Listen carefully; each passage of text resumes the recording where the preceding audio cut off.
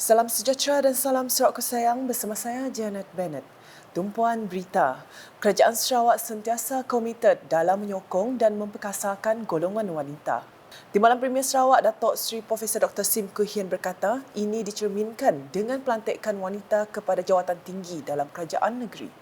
Saya amat gembira di Sarawak pada sekarang kita bukan hanya permanent secretary dan itu government service, kita ada Dato' Alice, itu permanent secretary. Pada malam tadi juga satu permanent secretary baru, Puan Elizabeth Law. Itu semua mencerminkan kita kerajaan GPS Sarawak mahu mengkasih lebih banyak peluang untuk wanita.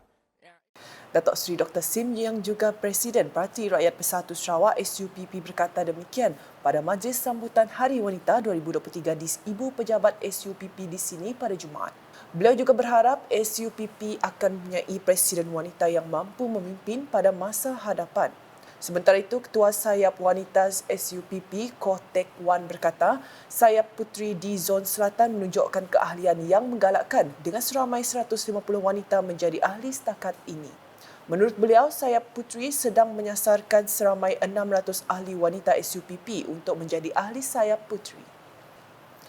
Berita seterusnya, sambutan perayaan 60 tahun Sarawak Merdeka pada tahun ini menyaksikan sebanyak 9 acara berskala besar akan diadakan untuk memeriahkan sambutan Jubli Intan ini. Menteri Pelancongan Industri Kreatif dan Seni Persembahan Sarawak Datuk Seri Abdul Karim Rahman Hamzah selaku Menteri Bertanggungjawab bagi sambutan perayaan itu memberitahu terdapat acara berskala besar yang dirancang akan bermula pada 28 Mei depan iaitu Konvoi Kembara Sarawak Merdeka dan Pameran Digital Sarawak 60 tahun. Bagi memeriahkan sambutan Jubli Intan ini, pelbagai acara berskala besar akan diadakan. Antaranya, pertama, Konvoi Kembara Sarawak Merdeka yang akan bermula daripada Lawas, turun ke Lembang, melintasi Brunei, pergi ke Miri, sampai ke Bintulu dan seterusnya, pergi ke Kapit, balik ke Sibu, sampai ke Kuching. Ia akan tamat pada 22 hari bulan Julai. Ia akan bermula pada 28 hari bulan Mei. Dan yang amat berhormat, Premier telah bersetuju untuk mengikuti stage yang kedua daripada Miri ke Bintulu. Acara yang kedua, Sarawak 60 Years Digital Exhibition yang akan diadakan di setiap bahagian di negeri Sarawak. Beliau berkata demikian dalam sidang media pelancaran logo, lagu, laman sesawang dan kalender acara sempena sambutan perayaan 60 tahun Sarawak Merdeka di Wisma Bapa Malaysia Kuching pada Jumaat. Datuk Seri Abdul Karim yang juga Menteri Belia Sukan dan Pembangunan Usahawan Sarawak menambah Majlis Kesyukuran Perdana, Perhimpunan dan Perarakan, Commemorative Medal, konsert rakyat dan persembahan bunga api, perarakan kapal berhias dan street parade juga akan diadakan kelak. Jelasnya penganjuran sambutan ini adalah platform untuk memupuk rasa bangga menjadi anak Sarawak yang mempunyai jati diri yang utuh selain memperkukuhkan kesatuan seluruh rakyat agar hidup saling menghormati walau berbeza agama, bangsa dan budaya. Terdahulu beliau bersama tetamu kehormat yang lain telah menyampaikan hadiah kepada pemenang bagi pertandingan mencipta logo 60 tahun Sarawak Merdeka iaitu Eddie Harmonizan Moni yang membawa pulang wang tunai RM5,000. Manakala pemenang pertandingan mencipta lagu tema 60 tahun Sarawak iaitu Kaderi Awang Lihi membawa pulang RM20,000. Sejurus selepas itu, Datuk Seri Abdul Karim dan tetamu kehormat menyempurnakan simbolik pelancaran logo, lagu, laman sesawang dan kalender acara sempena sambutan perayaan 60 tahun Sarawak Merdeka. Hadir sama dalam sidang media itu ialah Setiausaha Kerajaan Sarawak Datuk Amar Muhammad Abu Bakar Marzuki, timbalan-timbalan menteri yang bertanggungjawab bagi setiap acara sambutan perayaan berkenaan iaitu Timbalan Menteri Telekomunikasi Datuk Lee Wen Lagang, Timbalan Menteri Utiliti Datuk Dr. Abdul Rahman Junaidi, Timbalan Menteri di Jabatan Premier Sarawak Undang-Undang Perjanjian Malaysia 1963 MA63 dan Perhubungan Negeri Persekutuan Sarawak Datuk Hajah Sharifah Hasidah Syahid Ahmad Ghazali dan Timbalan Menteri Industri Kreatif dan Seni Persembahan Datuk Snowden Lawan. Selain itu, turut hadir Timbalan Menteri di Jabatan Premier Sarawak, Hal Ehwal Korporat, Penerangan dan Unit Komunikasi Awam Sarawak UKAS, Datuk Abdullah Saidul, Timbalan Menteri Pelancongan, Datuk Sebastian Ting Chiu Yu, Timbalan Menteri Sungai dan Laut, Datuk Henry Jinep, Timbalan Menteri Pembangunan Belia dan Sukan, Datuk Garrett Yuntap Jabu, serta Timbalan Setiausaha Kerajaan Sarawak, Datuk Hee Chang Kee dan Timbalan Setiausaha Persekutuan Sarawak, Bagis Mungan. Paparan selanjutnya di Miri, amalan bantu-membantu perlu dipupuk dalam setiap lapisan masyarakat sama ada badan kerajaan, syarikat atau pertubuhan bukan kerajaan NGO.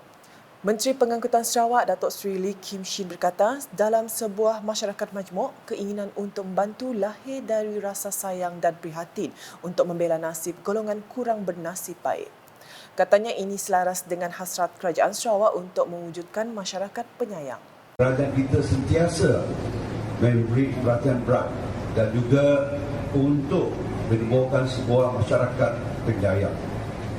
Kerana dalam sebuah masyarakat itu kita juga perlulah juga kerjasama bantuan daripada mereka yang lebih bernasib baik, mereka yang lebih mampu, yang boleh menghulurkan bantuan kepada sesiapa yang kurang bernasib baik dan juga memerlukan bantuan.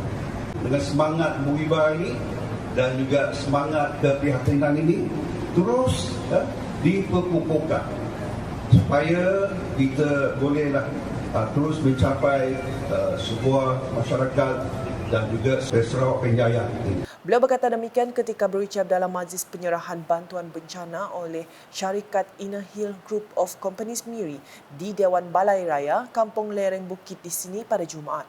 Sebanyak 12 ketua isi rumah membabitkan 78 anggota keluarga mangsa kebakaran dalam menerima bantuan tersebut daripada syarikat Inner Hill Group of Company Miri. Insiden kebakaran yang berlaku pada 17 Mac lepas di Kampung Wireless, Jalan Permaisuri memusnahkan 9 buah rumah kayu jenis struktur tidak kekal. Dalam program berasingan, Datuk Seri Lee berkesempatan menyempurnakan majlis penyerahan sijil pelantikan Ketua Masyarakat dan Ketua Kaum KMKK bagi kawasan N75 Senadin di Pejabat Daerah Miri. Berucap ringkas, Ahli Dewan Undang Negeri Adu Senadin itu menjelaskan KMKK perlu menjadi jambatan penghubung di antara pucuk pentadbiran dengan rakyat akar umbi. Tegasnya, KMKK juga perlu memastikan semua agenda pembangunan serta bantuan yang disediakan kerajaan negeri ini dapat disalurkan dan sampai terus kepada rakyat. Dalam majlis ringkas itu, beliau telah menyampaikan sijil pelantikan lanjutan kepada Kapitan Chong Ah Mok di kawasan bidang Kuasa Lutong bagi tempoh 1 Januari 2023 sehingga 31 Disember 2024. Sebelum ini, seramai 14 KMKK, seorang pemancar, 2 orang penghulu dan 11 orang ketua kaum telah menerima sijil lantikan mereka pada 24 Oktober 2022. Ke perkembangan berikut, seramai 30 orang asnaf menerima bantuan di bawah program mengukuhkan tradisi keilmuan dan program memantapkan kebajikan ummah berjumlah RM50,220. Pengurus Besar Tabung Batu Mas Sarawak TBS Datuk Abang Muhammad Sibli Abang Naili berkata, program itu bertujuan untuk memperhebatkan santunan asnaf dalam membantu masyarakat yang memerlukan ketika bulan Ramadan. Dan dalam bulan Ramadan ini juga kita ada juga mengagihkan kepada mereka yang memerlukan. Antaranya kita memberi mereka kemudahan untuk berbelanja, khususnya dari segi untuk berpuasa lah, dapat mereka berpuasa. Dan ada juga yang akan kita sediakan nanti, bukan pada masa ini, dalam masa seminggu dua sebelum Aidilfitri. Sementara itu, beliau berharap umat Islam di Sarawak agar menunaikan tanggungjawab untuk membayar zakat. Manakala di Bintulu, pemilik premis makanan dinasihatkan agar sentiasa mempraktikkan cara penyimpanan dan penyediaan makanan yang bersih. Pegawai Kesihatan Bahagian Bintulu, Dr. Melvin Chung Sien Liang berkata, ia adalah bagi mengelakkan berlaku kes keracunan makanan serta isu lain yang boleh memudaratkan kesihatan. Tambahnya, untuk itu juga pihak Jabatan Kesihatan sentiasa melakukan rutin pemeriksaan bagi memastikan aspek kebersihan di premis makanan dititik beratkan. Matlamat kita bukan untuk compoundkan mereka, untuk mengeluarkan compound terhadap mereka, tetapi adalah untuk memastikan kebersihan, mutu kebersihan makanan dijaga. Sebab kita tak nak komuniti kita mempunyai masalah seperti keracunan makanan. Keracunan makanan ni untuk golongan yang sangat sihat tu berbahaya, tapi sangat berbahaya terutamanya untuk golongan yang lebih warga emas, terutamanya sekali dengan budak-budak kecil. So maka kita telah melaksanakan beberapa pemeriksaan kebersihan premis makanan adalah untuk memastikan mutu kebersihan kita sentiasa dijaga. Beliau berkata demikian ketika ditemui media semasa melakukan operasi pemeriksaan premis makanan di Bintulu pada Khamis. Terdahulu, operasi pemeriksaan juga telah dijalankan di Bazar Ramadan yang terletak di hadapan Nur Hotel Bintulu. Mengenai operasi bazar yang dijalankan oleh pihaknya, Dr. Melvin menjelaskan 2 premis telah didapati gagal mematuhi tahap kebersihan yang ditetapkan dan diarah tutup serta dikenakan kompaun masing-masing RM1,750 dan RM4,000.